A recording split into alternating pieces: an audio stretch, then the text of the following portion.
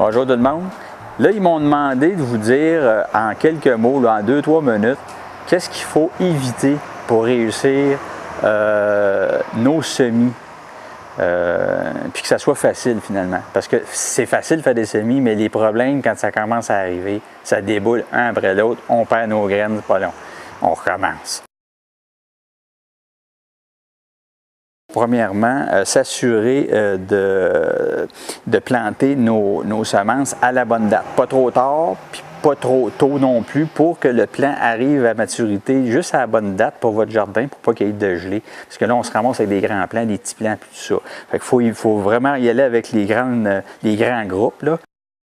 Comme on pourrait voir, mettons, on peut commencer par les fleurs. Les fleurs, ça, c'est long à germer, c'est long à s'établir. Fait qu'on y va avec les fleurs au mois de février. Ensuite, les fines herbes. Les fines herbes, disons, fin février, début mars. Les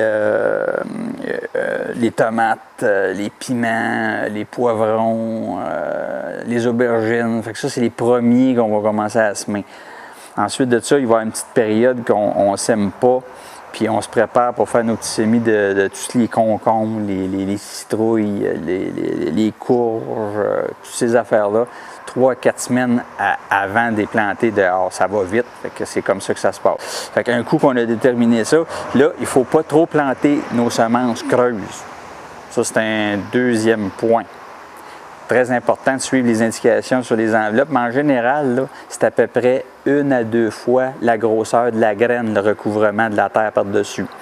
Ensuite de ça, il faut éviter les alternances d'humidité, puis sécheresse. Ça n'aime pas ça, ça stoppe.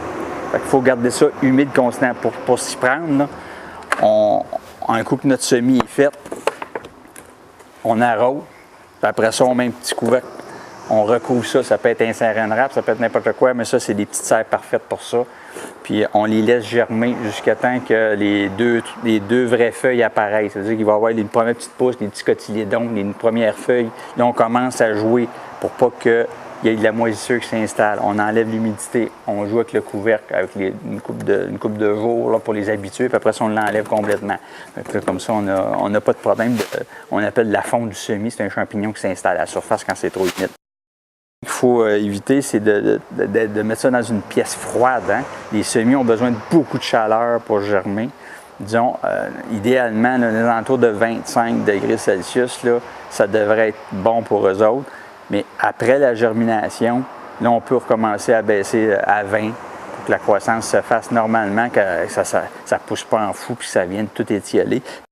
Puis, il faut mettre ça dans une pièce bien éclairée, bien entendu, parce que là, on a des semis qui vont courir après la lumière, ils vont tous se mélanger. C'est mieux le plus clair possible.